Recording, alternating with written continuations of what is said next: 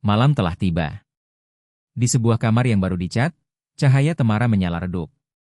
Di dinding tergantung kebaya pengantin dan beberapa kelopak bunga layu tergeletak sunyi di lantai.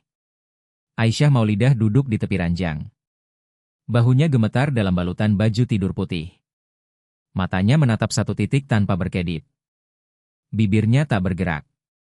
Tapi dari dalam hatinya mengalir doa, "Ya Allah, lindungilah aku." Di ujung ruangan, Fahrul Rizki membelakangi diam-diam menyalakan rokok. Hari itu mereka resmi menikah, tapi malamnya sesuatu yang seharusnya terjadi justru tidak terjadi.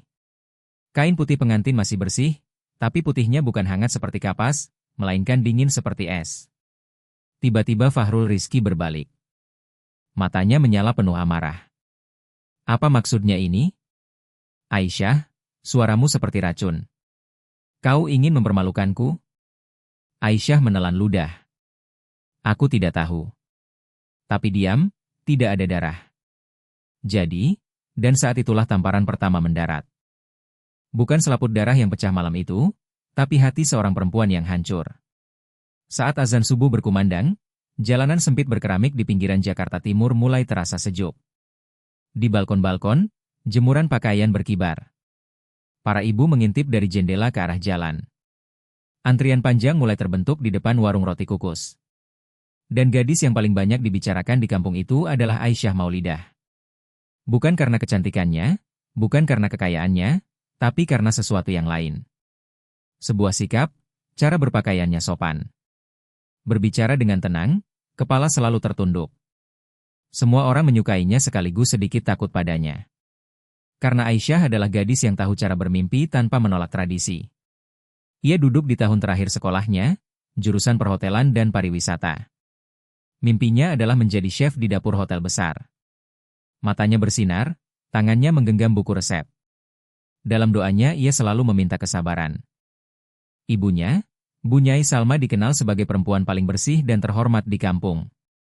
Ayahnya Pak Husni Abdillah adalah pensiunan pegawai pos. Bagi mereka Aisyah bukan hanya anak, tapi juga cerminan kehormatan keluarga. Setiap kali ia keluar rumah, hati mereka penuh doa. Tapi pagi itu berbeda. Ibunya menyiapkan sarapan dalam diam. Ayahnya tidak membuka koran, bahkan tak menyentuh teh manis di cangkirnya. Aisyah merasakan keheningan itu tapi tidak bertanya. Kemudian pintu diketuk. Jantungnya berdetak cepat. Ia seakan tahu siapa yang datang. Di depan pintu berdiri tetangga mereka, keluarga Fahrul Rizki yang sudah bertahun-tahun tinggal di gang yang sama. Fahrul dikenal di kampung sebagai pria muda yang pendiam dan sopan. Ayahnya memiliki warung kelontong. Dia sendiri bekerja di bengkel kecil. Hari itu, para ibu duduk di ruang tamu, para lelaki di ruang depan. Aisyah diam-diam mendengar suara ayahnya yang berat memecah keheningan lalu disusul diam panjang dan kemudian kalimat itu terdengar dengan izin Allah dan tuntunan Rasul kami datang untuk melamar anak Anda bagi putra kami RI. Itulah saatnya Bu Nyai Salma meletakkan tangannya di lutut menunduk Pak Husni Abdillah melirik putrinya semua tahu jawaban yang layak dari seorang gadis kampung adalah diam tapi Aisyah mengangkat kepalanya, menatap ayahnya langsung dan berkata dengan suara tenang, "Bapak, aku menerima tapi dengan satu syarat." Ruangan membeku. Bibinya menegakkan badan. Bu Nyai Siti Zahra, Ibunda Fahrul mengernyit. Syarat di kampung ini kalau gadis dilamar, dia diam. Yang bicara hanya lelaki. Tapi Aisyah Maulidah berbicara dari tempat lain dari dalam keyakinan. Tahun terakhir sekolahku masih tersisa. Aku tidak akan menikah sebelum mendapatkan ijazahku. Itu janji. Itu senjataku. Aku ingin memulai hidupku bersamanya dengan ilmu. Setelah hening sesaat, Fahrul Rizki menoleh pada ayahnya. Tak ada yang tahu apakah matanya berkaca-kaca atau justru menyala karena amarah. Tapi akhirnya lamaran itu diterima. Malam itu, Aisyah Maulidah tidak hanya berkata ya pada sebuah pernikahan, tapi juga pada sebuah perlawanan yang belum ia sadari. Perlawanan itu bukan hanya terhadap dunia luar, tapi juga terhadap dirinya sendiri. Kampung kini hanya membicarakan satu hal, pertunangan Aisyah. Di warung kopi, para lelaki tua mengaduk teh mereka sambil berkata, perempuan seperti dia jarang ada. Para ibu berbisik di pasar, di tukang jahit, bahkan di depan warung roti. Fahrul Rizki itu beruntung, calonnya sopan dan cerdas. Tapi di antara semua bisikan itu, ada satu yang nyaris tak terdengar. Tapi katanya dia pakai syarat nggak mau nikah sebelum lulus sekolah. Kalimat itu bagi sebagian orang terdengar seperti suara wanita kuat, tapi bagi sebagian lain terdengar seperti kesombongan. Awalnya Fahrul terlihat memahami di depan semua orang ia menerima syarat itu. Tapi di dalam hati ia sedang menjalani ujian kesabaran. Aisyah sendiri terbelah antara dua dunia. Siang hari di sekolah perhotelan, ia menghafal resep, berlatih teknik memotong. Malam hari ia sibuk dengan persiapan pernikahan. Di satu sisi ada mimpi, di sisi lain ada tuntutan. Setiap akhir pekan, kedua keluarga berkumpul. Seserahan disiapkan, cincin, emas, semua dibicarakan. Tapi di mata Fahrul ada yang berubah. Tatapan yang dulu bersinar kini terlihat gelisah, kadang muram. Aisyah menyadarinya, tapi ia hanya membisik dalam hati. Aku sudah berjanji dan Allah bersama orang-orang yang sabar. Bulan berganti, musim berganti, dan akhirnya hari itu tiba. Hari kelulusan. Aisyah Maulidah mengenakan kebaya putih. Rambutnya dihiasi hiasan renda tangan. Ia berdiri tegak di atas panggung, menggenggam ijazah. Ketika kepala sekolah menyebutnya sebagai siswa teladan, semua orang bertepuk tangan. Tapi matanya hanya mencari satu wajah. Fahrul Rizki berdiri di belakang kerumunan. Ia tersenyum. Ya, ia tersenyum. Tapi dalam senyum itu ada lebih dari sekadar kebanggaan, ada perhitungan harapan. Seolah berkata, sudah selesaikan sekarang giliranmu. Turun dari panggung, Aisyah menggenggam ijazahnya lebih erat. Hatinya berbisik, lalu sekarang apa? Ini baru babak awal. Keesokan harinya, kampung seperti sedang merayakan hari raya. Bendera warna-warni digantung di ganggang. Balkon rumah dihias dengan kain putih. Para ibu berlarian membawa nampan. Anak-anak menabuh rebana kecil. Semua mata tertuju pada satu rumah. Rumah keluarga Aisyah. Malam midodareni telah dilewati. Doa-doa telah dilantunkan. Kini giliran hari akad nikah. Di dalam kamar, Aisyah Maulidah bersiap bersama Bunyai Salma dan Bunyai Siti Zahra. Ia mengenakan kaftan putih. Rambutnya ditata dengan peniti mutiara. Namun di dalam hatinya badai sunyi berputar. Ia menatap cermin. Di sana berdiri seorang wanita muda, bukan lagi seorang gadis. Ia akan menjadi istri, menantu, ibu rumah tangga. Tapi di balik matanya masih ada anak kecil yang takut. Ya Allah, engkau tahu isi hatiku. Ibunya mendekat, mengelus kepala putrinya. Jangan lupa nak, sabar dan patuh. Membangun rumah tangga tidak mudah, tapi kami percaya padamu. Kata-kata itu terdengar seperti petuah biasa. Tapi bagi Aisyah, itu seperti sumpah sakral. Akad nikah dilaksanakan penuh doa. Ijab kabul diucapkan. Saksi menandatangani semuanya sah. Bunyai Siti Zahra menangis saat mencium anaknya. Kalau bapakmu masih hidup, pasti bangga sekali padamu, katanya. Fahrul Rim.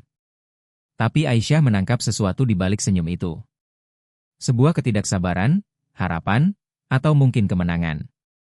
Malam itu, Aisyah Maulidah meninggalkan rumah orang tuanya. Para tetangga berjajar di pinggir jalan. Doa-doa dilantunkan. Tepukan tangan menggema. Saat hendak masuk ke mobil, Pak Husni Abdillah datang hingga ke gerbang.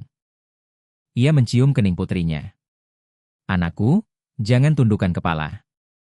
Apapun yang terjadi, kami tetap di belakangmu. Tapi saat itu, Aisyah melihat ada getaran kecil di sudut mata ayahnya. Seolah ia tahu sesuatu yang putrinya belum tahu.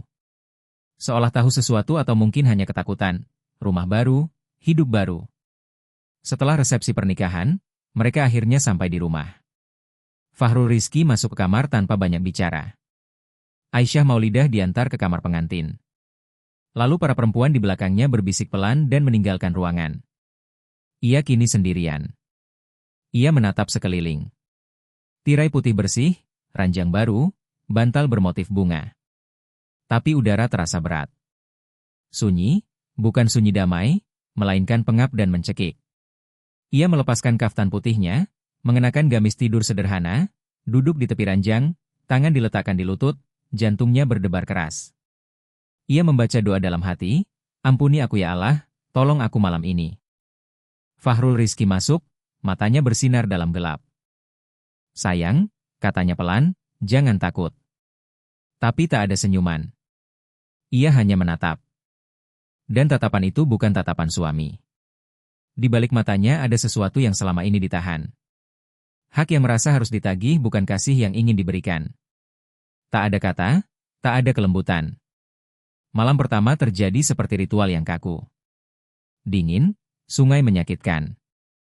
Ia menyalakan lampu. Matanya tertuju ke kain putih pengantin. Masih bersih. Aisyah Maulidah menunduk. Dunia seakan berhenti. Fahrul terpaku lalu perlahan berbalik. Wajahnya dingin. Apa maksudnya ini, Aisyah? Aisyah ingin menjawab, tapi lidahnya keluh. Tatapan Fahrul kini bukan hanya terkejut, tapi penuh curiga. Dan malam itu hidup mereka pun terbagi dua. Aisyah tak bisa tidur. Ia berbaring diam menatap langit-langit. Kain itu masih putih tapi bukan kesucian yang ia rasakan, melainkan kehancuran. Fahrul tak tidur di kamar. Tengah malam ia pindah ke sofa ruang tamu diam-diam. Segala yang ada di kamar seolah membesar, menindih tubuh Aisyah. Kamar itu seharusnya jadi tempat bahagia. Tapi malam itu seperti penjara. Saat azan subuh berkumandang, Aisyah masih belum tidur. Di luar kamar terdengar langkah kaki, bisik-bisik dan tawa yang terdengar seperti celaan. Fahrul keluar kamar sudah berganti baju. Wajahnya pucat. Ia berjalan tanpa menatap Aisyah. Suaranya dingin saat berkata, jangan keluar. Jangan bilang apa-apa ke siapapun. Kalau ditanya, bilang saja. Aku lelah. Itu saja. Aisyah tak menjawab, tak mengangguk, tak membantah, tapi kata lelah. Itu bergema dalam benaknya. Ia tidak lelah. Ia remok. Rumah mulai ramai. Nampan sarapan disiapkan. Aisyah memeluk lututnya. Ia mencoba mengerti, mencari cara membela diri, tapi bahkan ia sendiri tak tahu dari apa harus membela diri. Tidak ada darah, iya, tapi juga tidak ada kesalahan. Menjelang siang, pintu kamarnya diketuk. Perlahan terbuka. Masuklah Bunyai Siti Zahra. Diikuti dua anak perempuannya, Laila dan Nurul. Tatapan mereka tajam. Menyapu tubuh Aisyah dari atas ke bawah. Aisyah mendongak. Tak ada air mata, tak ada protes, hanya tatapan kosong. Kau baik-baik saja? Tanya Bunyai Siti Zahra. Suaranya seolah penuh empati, tapi matanya bicara lain. Bukan iba, tapi curiga. Aisyah menjawab seperti yang diperintahkan. Sedikit lelah. Hampir tak terdengar karena ada simpul di tenggorokannya. Mereka berdiri sebentar. Lalu pergi. Tapi sebelum keluar, mereka melirik kebaya di dinding, lalu ke lantai, lalu ke kain putih di ranjang. Beberapa detik saja. Tapi bagi Aisyah, itulah detik pertama dari sebuah penghakiman yang akan berlangsung bertahun-tahun. Menjelang siang, suasana rumah semakin berat. Akhirnya Fahrul Rizki kembali ke kamar. Wajahnya pucat, tapi amarahnya masih panas. Ia masuk sambil membawa selembar kain putih itu. Dilemparkannya ke hadapan Aisyah. Ini mau kau apakan sekarang? Katanya tajam. Tak ada kekecewaan. Hanya amarah dan rasa malu. Bibir Aisyah gemetar. Ia ingin bicara tapi tak ada suara. Ia menarik napas lalu berkata pelan, aku tidak tahu. Sungguh aku tidak tahu kenapa. Tapi kalimatnya dipotong. Fahrul mendekat. Nafasnya kasar atau memang tidak ada apa-apa di sana? Ya, kalimat itu membakar isi dada Aisyah. Sisa-sisa kepercayaan di hatinya hancur seketika. Aku bersumpah atas nama Allah. Aku datang padamu dalam keadaan suci. Allah. Hah. Fahrul Rizki tertawa. Tapi itu bukan tawa bahagia, itu tawa penuh ejekan. Tuhan MU itu kira-kira berlaku juga di kampung ini ya? Kata Fahrul Rizki dengan tawa sinis. Aisyah Maulidah menunduk. Ia merasa kecil. Kecil sekali.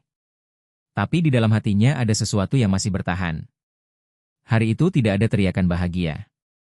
Para perempuan diam. Tamu-tamu pulang lebih awal. Rumah diselimuti kehen heningan. Tapi itu bukan ketenangan, itu adalah tekanan. Dan di kampung FYKFK lirih mulai berhembus. Kain putih pengantin tidak digantung di jendela saat pagi. Tak seorang pun tahu apa yang sebenarnya terjadi. Tapi mereka juga tak ingin tahu. Karena di kampung seperti ini orang lebih suka melengkapi cerita sendiri. Kini Aisyah Maulidah bukan lagi hanya seorang pengantin baru. Ia adalah pusat gosip. Setiap geraknya diawasi. Lingkaran hitam di matanya. Diamnya tangis yang tak keluar semua ditafsirkan sesuka hati. Malam hari ketika Fahrul duduk di ruang tamu menonton TV, Aisyah masuk ke dapur. Ia mencoba memasak, tapi tangannya gemetar. Pisau terjatuh, garam terlalu banyak. Setiap gerakan jadi kesalahan. Fahrul Rizki masuk ke dapur melihat meja. Ini makanan. Katanya dingin. Kau tidak bisa melakukan satu hal pun dengan benar. Aisyah diam, tapi dalam hati ia menjerit, aku tidak bersalah, tapi semua orang memperlakukanku seolah aku menyembunyikan dosa. Malam itu ia berdoa. Ia tidak menangis. Bahkan untuk menangis pun ia sudah tak punya kekuatan. Keesokan harinya, saat menuju pasar, di ujung gang ada dua ibu berbicara. Begitu melihatnya, mereka langsung diam. Salah satunya berbisik, itu dia ya. Aisyah tidak mendengar, tapi ia merasa di kampung ini setiap kata adalah belati dan setiap belati menancap langsung ke jantungnya. Kampung ini mungkin tidak punya mulut, tapi setiap batu punya telinga, setiap jendela punya mata, dan pagi hari setelah malam pengantin, tak adanya teriakan gembira dan tak terlihatnya kain putih dari jendela dibicarakan lebih dari apapun. Kini bukan hanya rumah itu yang tidak bersuara, seluruh kampung tak bisa diam. Setelah pasar hari Minggu, para ibu berkumpul di sudut. Saat melihat Aisyah, mereka langsung diam. Begitu ia berlalu, mereka kembali berbisik. Katanya mereka tidak keluar dari kamar sampai pagi. Kau tahu maksudnya, kan? Tak ada yang benar-benar tahu apa yang terjadi. Tapi di kampung ini, dugaan saja sudah cukup untuk menghukum. Kini setiap kali Aisyah keluar rumah, ia merasa seperti berada dalam tatapan-tatapan tak terlihat. Di warung, para ibu yang mengantri di belakangnya diam. Bu Rina, tetangga yang dulu tak pernah lupa menyapa, kini malah menghindari tatapan matanya. Yang paling menyakitkan adalah teman-teman sendiri pun mulai menjauh. Dewi Indriani, teman dekatnya dari sekolah, dulu selalu datang seminggu sekali. Kini telepon dipersingkat. Balasan pesan lambat. Suatu hari saat bertemu di jalan, Aisyah mendekat, Dewi, kamu mau mampir minum teh sebentar? Dewi mengalihkan pandangan. Maaf, aku buru-buru. Mungkin lain kali. Tapi lain kali itu tak pernah datang di rumah. Semuanya juga memburuk. Bu Nyai Siti Zahra tak lagi berpura-pura ramah. Kini setiap ucapannya seperti duri. Setiap tatapannya penuh penilaian. Nasi kenapa lembek begini? Kemarin asin, sekarang hambar. Kau belajar masak di sekolah atau tidak? Fahrul Rizki tak banyak bicara lagi. Pulang larut malam, masuk kamar tanpa makan, tidur di sofa ruang tamu. Jarak di antara mereka bukan lagi hanya batin, tapi kini benar-benar jarak fisik dan dinding itu tumbuh semakin tinggi setiap hari. Suatu pagi, Aisyah keluar membeli roti. Udara dingin, kampung sunyi. Di ujung gang, dua anak kecil bermain. Salah satunya berbisik ke temannya. Ibu bilang, jangan main ke rumah perempuan itu. Aisyah terhenti sejenak. Anak-anak kembali bermain. Tapi kata-kata itu adalah hukuman paling kejam karena keluar dari mulut anak-anak. Hari itu lewat tengah hari, pintu rumah diketuk. Saat Aisyah membuka, jantungnya terasa sesak. Di depan Pak Husni Abdillah dan Bu Nyai Salma berdiri. Wajah mereka pucat, tapi isi matanya berbeda. Amarah di mata ayah, ketakutan di mata ibu. Fahrul yang membuka pintu. Ia bingung harus bagaimana. Pak Husni langsung masuk duduk di ruang tamu. Lama kemudian, Pak Husni Abdillah memecah keheningan. Suaranya para retak. Apa yang kudengar ini? Hah? Fahrul, apa maksud semua ini? Ini aib macam apa? Fahrul menunduk tak sanggup menjawab. Bu Yai Siti Zahra langsung menyambar. Nadanya tinggi, kata-katanya tajam. Kami diam, kami sabar. Tapi anak perempuan ini kini semua orang kampung bicara. Kami malu keluar rumah. Mata Pak Husni Abdillah beralih kepada putrinya. Untuk pertama kalinya ia menatap Aisyah Maulid dengan pandangan yang asing penuh ragu. Kehilangan percaya dan tertelan oleh malu. Apa yang sedang terjadi ini? Benarkah semua yang dibicarakan orang kau mempermalukan kami? Tak ada air mata yang mengalir dari mata Aisyah karena air matanya kini mengalir ke dalam. Kering di wajah, basah di hati. Hanya suara lirih dan bergetar yang terdengar. Bapak, aku tidak bersalah. Aku bersumpah padamu. Tapi Bunyai Salma memotongnya. Kenapa? Kenapa harus anak kita yang jadi bahan omongan? Kenapa malam putri kita yang dijadikan bahan kampung? Di mata mereka kesalahan sudah terbentuk. Yang kurang hanya bukti. Tapi sayangnya yang mereka minta adalah bukti kehormatan yang tak bisa dibuktikan dengan logika. Dan di pengadilan kampung tak ada hak pembelaan bagi perempuan. Saat itu Aisyah berdiri sendirian di tengah ruangan. Di satu sisi keluarganya, di sisi lain suaminya dan mertua. Tak seorang pun bertanya, tapi semuanya sudah menjatuhkan vonis dan vonis itu bernama kesepian. Sejak hari itu, segalanya berubah. Bagi Aisyah, rumah itu tak lagi rumah. Ia telah menjadi kandang kaca, terlihat dari luar tapi tak diarti isinya. Fahrul Rizki nyaris tak pernah berbicara padanya. Mereka tinggal di bawah atap yang sama. Tapi kesunyian di antara mereka bukan sekadar dingin, tapi hukuman. Ia dihukum dengan diam, dihukum tanpa tatapan. Dan Aisyah perlahan memudar. Sikap Bunyai Siti Zahra kini lebih kasar. Tekanan pasif di hari-hari awal berganti dengan hina terang-terangan. Apa yang kau tatap kosong begitu? Kau tak bahagia di rumah ini. Seperti inikah menantu ideal? Laila dan Nurul, adik iparnya mulai memperlakukannya seperti pembantu. Masakan sedikit salah, pekerjaan rumah ada yang luput. Setiap kesalahan kecil jadi beban besar di punggungnya. Setiap hari satu hina baru, satu tatapan sinis baru, satu penilaian baru. Tapi dunia luar lebih menyakitkan. Kampung kini memandangnya sebagai asing. Dulu para tetangga berkata, anak itu cantik sekali. Masya Allah, kini mereka menghindar. Penjual sayur tak menatap mata. Anak-anak yang melihatnya diam. Gosip kini menjadi fakta hanya karena diceritakan berulang-ulang. Pasti benar. Lihat saja dia bersembunyi. Kasihan anak laki-laki itu.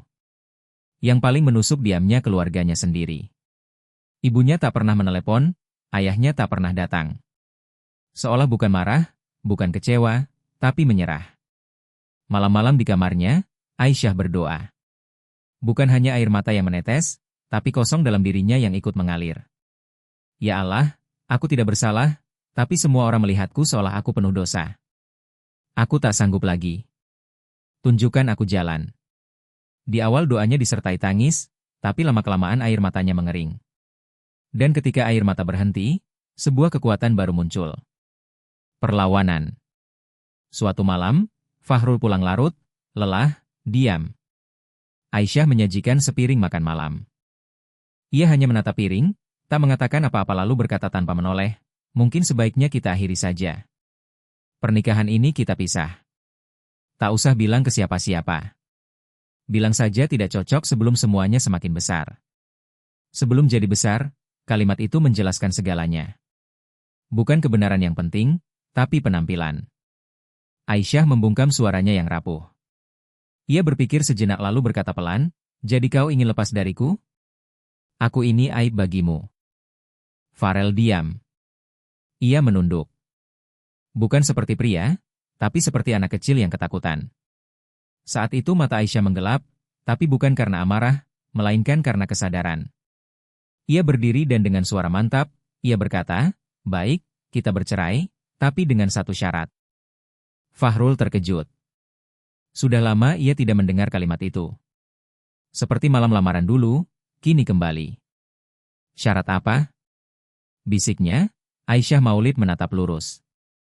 Tunjukkan kebenaran. Kita pergi ke dokter kandungan denganmu, dengan keluargamu, dengan ayahku. Biar semua melihat siapa sebenarnya yang membawa aib. Aku tidak berutang padamu. Aku berutang pada diriku sendiri. Kata Aisyah Maulidah dingin. Fahrul Rizki puce. Ia tertawa tapi tawanya hampa seperti gema kosong di ruangan mati. Kau gila. Aku harus menunjukkan ini ke ibuku. Semua orang. Ini aib. Jawaban Aisyah telah siap. Suaranya dingin, jelas, tajam. Kau tahu apa yang sebenarnya memalukan?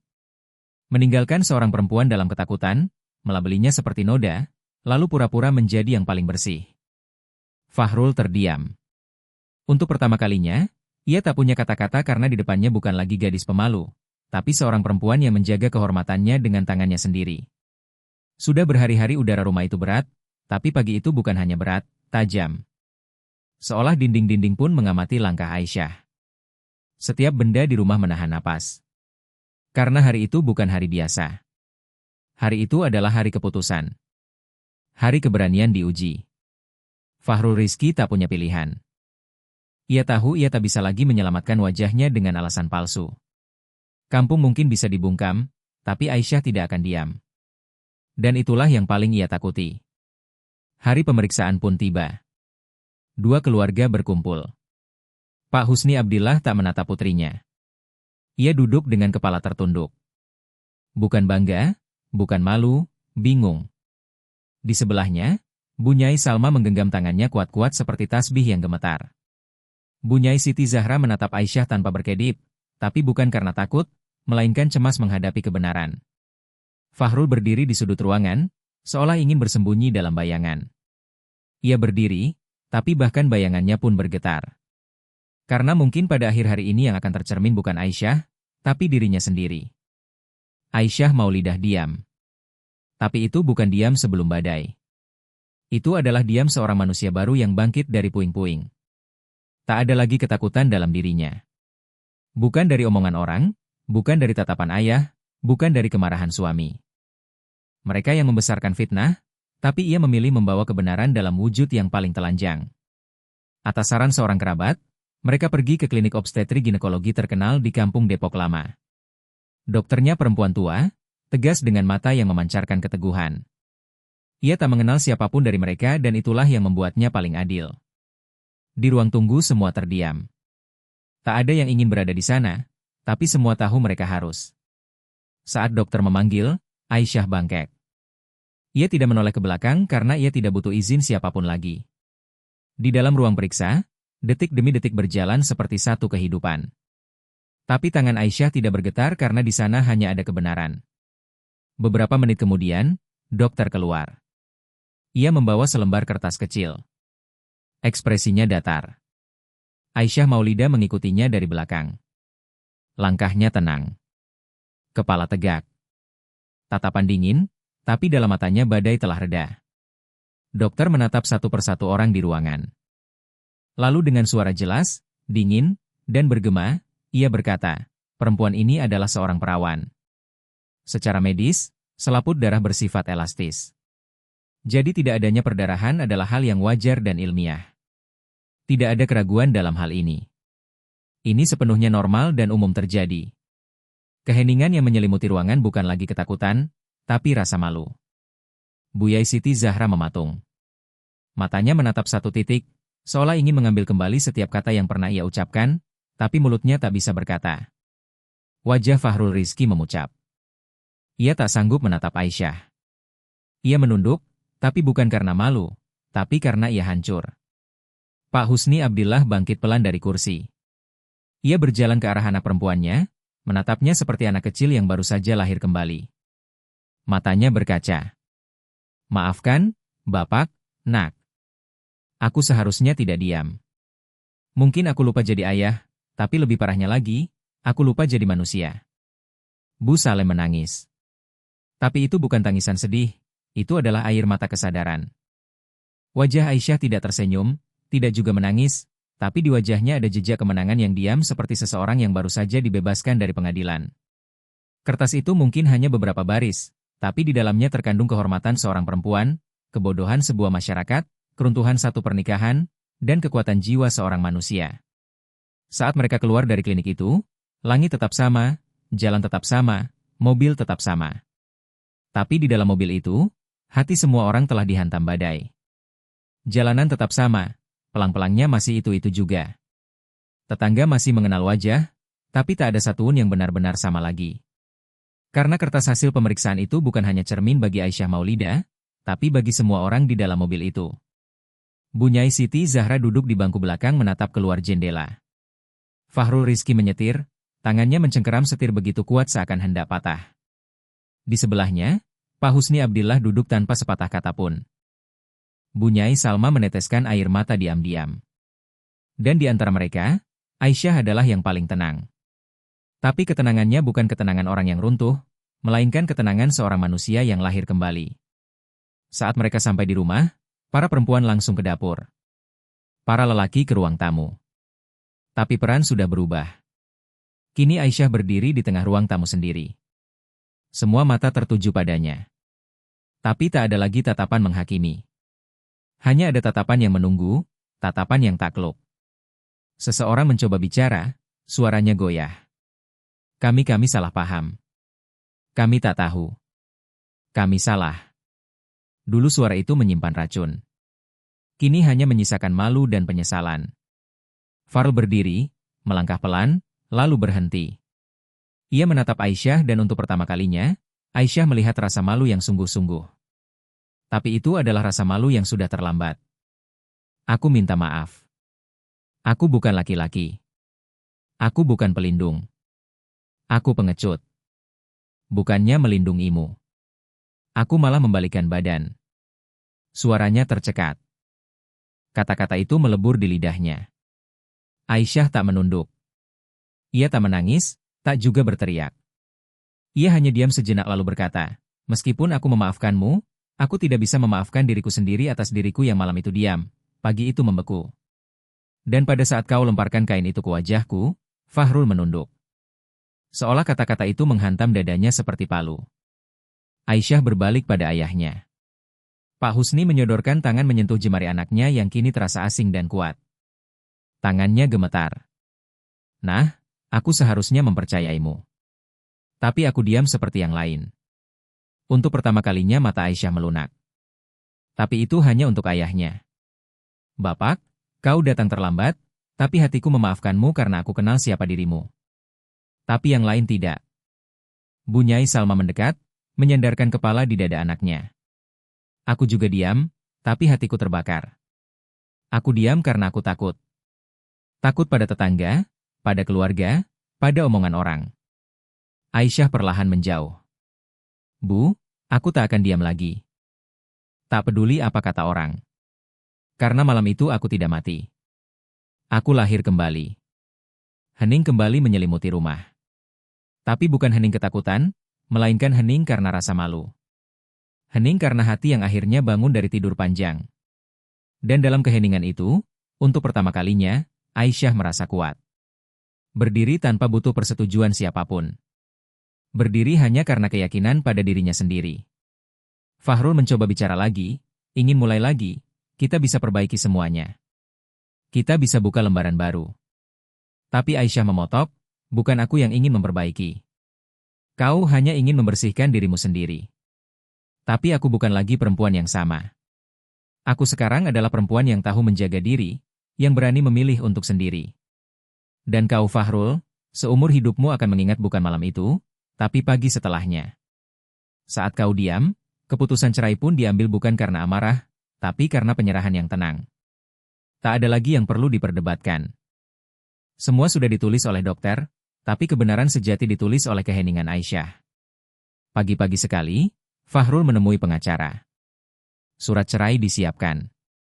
Alasan tertulis ketidakcocokan karakter. Bohong ya. Tapi tak ada yang merasa terganggu karena semua tahu kebenarannya. Hanya tak ada yang sanggup mengaku adat kampung punya keadilannya sendiri. Hal ini tak akan dilupakan tapi juga tak akan dibicarakan. Hari sidang cerai hanya dihadiri 3 orang. Aisyah, Fahrul, dan Pak Husni. Tak ada ibu. Tak ada mertua, tak ada keluarga, karena semua telah menjauh dari api yang dulu mereka nyalakan sendiri. Tanda tangan diberikan, cap resmi diturunkan, dan stempel itu bukan hanya mengakhiri sebuah pernikahan, tapi menutup pengkhianatan, kepengecutan, dan kebodohan. Setelah itu mereka tidak pulang. Aisyah langsung menuju rumah ayahnya. Buyai Salma berdiri di depan pintu. Matanya menyimpan campuran perasaan. malu yang datang sesaat, lalu rindu yang mendalam. Tapi Aisyah Maulidah kembali ke rumah ini bukan sebagai anak perempuan yang rapuh, melainkan sebagai perempuan yang utuh. Ia tidak naik ke kamar lamanya, melainkan memilih kamar kosong di lantai bawah. Malam itu ia berdoa, tapi kali ini bukan dengan tangan gemetar, melainkan dengan keyakinan teguh yang mengangkat tangannya ke langit. Ya Allah, Engkau maha tahu isi hatiku. Tunjukkan aku jalan MU karena aku ingin mulai berjalan. Keesokan paginya setelah azan subuh, ia bangun. Ia menyeduh teh manis panas di dapur dan menyiapkan sarapan pagi untuk ibunya. Ibunya menatapnya dengan heran. Istirahatlah dulu, kamu baru saja bercerai kemarin. Tapi Aisyah menggeleng pelan. Aku sudah tak punya waktu untuk beristirahat. Kini saatnya membangun diriku kembali. Ia mengambil map dari rak paling bawah lemari. Di dalamnya ada ijazah dari sekolah perhotelan, beberapa resep masakan, dan sebuah rencana usaha kecil. Ia membuka lembar-lembar itu di atas meja. Aku akan buka dapur sendiri, sewa tempat kecil, masakan rumahan, nasi kotak untuk acara-acara. Mungkin berat di awal, tapi aku akan jalani. Tiba-tiba Pak Husni Abdillah masuk pelan dari pintu. Ia mendengar semua kata-kata putrinya. Ia mendekat melihat isi map itu. Lalu tanpa sepatah kata pun ia mengeluarkan selembar kertas terlipat dari sakunya. Persetujuan pinjaman kecil dari bank. Bukan atas nama perusahaan, bukan atas nama siapa-siapa, atas namaku sendiri agar tidak melukai harga dirimu. Ini adalah ongkos jalanmu, akta kelahiranmu yang baru. Aisyah menatap ayahnya. Tapi kali ini tak ada kemarahan, tak ada kecewa, hanya rasa syukur yang dalam. Tapi ia tak mengucapkan terima kasih. Karena ada terima kasih yang hanya bisa disampaikan lewat genggaman tangan, mata yang berkaca-kaca, dan kepala yang tertunduk. Kabar pun mulai beredar di kampung. Tapi kali ini bukan tentang kehormatan Aisyah, melainkan tentang keteguhannya. Katanya dia mau buka usaha sendiri. Masya Allah, hebat juga. Katanya dia sewa toko di seberang. Tapi memang si anak ini punya aura yang beda sekarang. Masih ada yang berbisik. Mereka pikir kita sudah lupa malam itu. Tapi ada juga suara-suara baru. Sebelum menghakimi seorang perempuan, lihat dulu ke cermin. Dan yang paling penting, sekarang Aisyah tak takut pada bisikan. Karena di jalan yang ia pilih, tak ada suara yang bisa membungkamnya lagi. Dapur milik Aisyah akhirnya dibuka di gang melati di bekas toko tukang sol sepatu. Ruangan kecil itu kini penuh aroma masakan hangat. Dinding yang catnya mengelupas kini berwarna hijau pistachio. Jendela tua diberi tirai warisan dari neneknya. Meja dapur bekas pakai kompor menghitam tapi panci pertama kali mengepul. Kali ini bukan untuk bertahan hidup tapi untuk menghidupkan harapan. Hari pertama Aisyah bangun saat azan subuh. Mencuci tangan, mengepang rambut, memakai celemek. Ia sendirian di dapur, tapi hatinya ramai. Karena di dapur ini yang dimasak bukan hanya makanan, tapi juga harga diri, kesabaran, dan keadilan. Ia menggantungkan papan kecil di luar, masakan rumahan, terima pesanan. Lewat sedikit dari pukul, pelanggan pertama masuk, Pak Hakim, penjual alat tulis dari ujung gang. Nak, kalau ada sup kacang hijau, boleh saya minta semangkuk? Aisyah langsung menyajikannya. Piring pertama. Sajian pertama. Terima kasih. Tanpa kata pertama, sang bapak mengaduk sup lalu menyuap perlahan. 1 sendok lalu 1 lagi. Akhirnya ia mendongak, semoga Allah memberkat rasa sup ini. Kami kangen rasa ini. Rasanya seperti masakan ibu saya dulu. Hari itu 3 piring lagi terjual. Keesokan harinya 5, minggu depannya 7. Sampai akhirnya seorang ibu dari kampung sebelah datang. Anakku, ada acara mevlut, perlu makanan untuk 30 orang. Untuk pertama kalinya, Aisyah merasa gentar, tapi ia tak tunduk. Ia membuat daftar, mengecek resep, menakar bahan. Ia bekerja semalaman dan ia berhasil. Saat Fitri menerima pesanan itu, tangannya yang kecil menggenggam tangan Aisyah Maulidah erat-erat. Mbak, masakanmu bukan cuma mengenyangkan perut, ada yang sempat kami kira telah hilang. Tapi kamu yang mengingatkan kembali berkah dari kerja perempuan. Sejak hari itu, perubahan kecil mulai terasa di kampung. Aisyah tak lagi jadi bayang-bayang gosip, melainkan jadi bahan obrolan ibu-ibu di kampung bambu. Saya beli makan dari anak Aisyah itu loh. Masya Allah, tangan anak itu benar-benar enak masaknya. Mudah-mudahan usahanya besar nanti. Rajin anaknya, salut saya. Tapi tetap saja, ada bibir yang masih sinis. Ada mata yang masih menyelidik, ada yang masih berbisik saat ia lewat. Tapi semua itu kini hanyalah hembusan angin. Karena suara di dalam hati Aisyah jauh lebih nyaring. Aku ini milikku sendiri, bukan menantu, bukan janda, bukan korban. Aku hanya Aisyah. Suatu malam saat menutup warung makan dapur Aisyah, seorang gadis kecil berdiri di depan. Rambutnya acak-acakan, celemeknya kotor. Ia mendekat dengan ragu. "Mbak, bolehkah aku minta semangkuk sup? Aku gak punya uang, tapi aku sangat lapar." Aisyah jongkok menggenggam tangan gadis itu. Tempat ini bukan cuma buat yang punya uang, tempat ini buat yang hatinya lapar juga. Ia menyajikan mangkuk terakhir dari sup kacang hijau hari itu dan untuk pertama kalinya mengenyangkan bukan dengan tangan, tapi dengan hatinya sendiri. Saat malam tiba dan ia sendirian di dapur, ia menatap keluar jendela. Kampung yang dulu terasa seperti jeruji, kini seperti halaman belakang rumahnya. Ia tidak lagi didefinisikan oleh diam atau malu. Kini ia yang menulis definisinya sendiri. Dan di situ hanya ada satu kata, perlawanan. Matahari mulai tenggelam, memantulkan cahaya keemasan di jendela warung. Aisyah sedang membersihkan meja dalam. Kepeng toko diturunkan. Setengah. Hari itu ia menerima 6 pesanan dan dapat 2 pelanggan baru. Lelah ya, tapi hatinya ringan. Karena ini bukan lelah dari beban yang tak terlihat. Ini adalah lelah dari kerja keras. Lelah yang halal. San bersek. Saat ia hendak mematikan lampu, pintu warung sedikit terbuka. Bel tak berbunyi, tapi keraguan yang familiar masuk bersama angin seperti bayang-bayang masa lalu yang belum sepenuhnya pergi. Di ambang pintu berdiri Buya Siti Zahra, ibunya Fahrul Rizki. Kerudung hitam, kantong plastik di tangan, mata lesu, bibir terkulai. Tak ada lagi sisa kesombongan di pundaknya, hanya kekalahan dan luka yang diam. Aisyah diam. Di dalam dirinya sesuatu bergerak, tapi ia sendiri tak tahu namanya.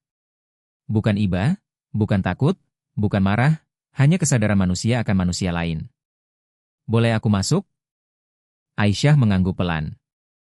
Wanita itu masuk. Ia tidak duduk. Mungkin tahu kalau duduk kepalanya akan menunduk dan ia belum siap menerimanya. "Aku dulu jahat padamu. Mungkin paling jahat. Aku tak melihatmu sebagai menantu, tapi sebagai musuh. Padahal kamu cuma gadis kecil yang punya mimpi." Ia terdiam berperang dengan dirinya sendiri. Pagi itu, aku bahkan tak menatap matamu. Aku membalikan punggung karena aku takut omongan orang. Aku kira kehormatan ditentukan dari mulut mereka.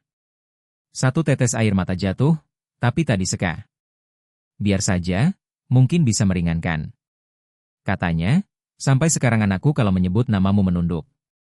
Kami meninggalkanmu, tapi kamu berdiri dari kesendirian. Itu sebabnya aku datang." Ia menyodorkan kantong plastik. "Aku bawa ini untukmu. Sisa kain renda yang dulu aku siapkan untukmu untuk seserahan. Lalu aku simpan sekarang ini hakmu." Tapi Aisyah tak mengambilnya. Ia menatap lurus ke mata wanita itu, tegas, diam, tak tergoyah. Haku sudah retak pagi itu, tak bisa ditebus oleh renda atau kata-kata. Wanita itu menunduk. "Hari itu aku diam, anakku diam, kampung diam, tapi kamu tidak diam. Aku datang untuk minta maaf meski aku tahu aku tak pantas." Aisyah tak memalingkan muka. "Aku sudah maafkan. Tapi aku tak lupa, karena yang lupa akan mengulang dan aku sudah mengalami. Aku tak ingin orang lain mengalaminya." Hening sejenak, lalu Buya Siti Zahra menundukkan kepala. Seakan semua beban di pundaknya jatuh saat itu juga. Ia berbalik berjalan ke arah pintu. Sebelum keluar, ia menoleh dan berkata, "Seandainya kamu yang jadi anak perempuanku." Benar-benar seperti itu. Gadis kecil itu keluar dari warung diam-diam seperti saat datang. Aisyah Maulidah tak mengejarnya, tak membuka kantong plastik yang tertinggal. Ia hanya kembali ke dalam warung, meletakkan tangan di atas kompor. Kompor itu dingin, tapi sebentar lagi akan menyala lagi. Karena di dapur ini yang dimasak bukan hanya makanan, tapi keadilan. Dan kini Aisyah tak lagi sendirian. Ada perempuan-perempuan lain yang dulu hanya berani berbisik, kini mulai berdiri. Mereka belum bisa bersuara penuh, tapi mata mereka telah berkata-kata. Di kampung mulai terdengar bisik-bisik baru. Anak itu bukan cuma selamatkan diri sendiri, tapi juga kita. Waktu berlalu, musim berganti, daun-daun di kampung mulai menguning. Tapi dapur Aisyah masih hangat. Bukan hanya panci yang menguap, dinding pun ikut menghangat. Warung itu kini bukan sekadar tempat usaha. Ia telah menjadi tempat berlindung. Perempuan-perempuan datang bukan hanya untuk beli makan. Ada yang mendekat seperti ingin berutang. Ada yang membisik pelan sambil bertanya, "Mbak, malam itu betulan seperti itu, ya? Kamu gak takut?" Boleh cerita. Awalnya Aisyah bingung, tapi di mata mereka ia melihat rasa takut yang sama, tekanan yang sama, sunyi yang sama, dan ia mengerti. Mereka adalah dirinya yang dulu dan sekarang ia bisa memberi lebih dari sekadar makanan. Ia bisa memberi keberanian. Suatu pagi Jumat, ia menggelar meja kecil, menyeduh teh manis, menaruh kurma, roti kering, dan keju. Di atas meja ia tempelkan kertas bertuliskan. Sesi obrolan untuk para gadis. Ayo kita bicara. Hari pertama, 2 gadis muda datang. Minggu berikutnya 6 lalu 12. Ada yang bicara sambil menunduk, ada yang sambil menangis tapi semuanya bicara. Untuk pertama kalinya para perempuan kampung tak hanya mendengarkan cerita. Mereka mulai menceritakan kisahnya sendiri dan setiap kalimat yang terucap menggema di hati-hati yang pernah bungkam.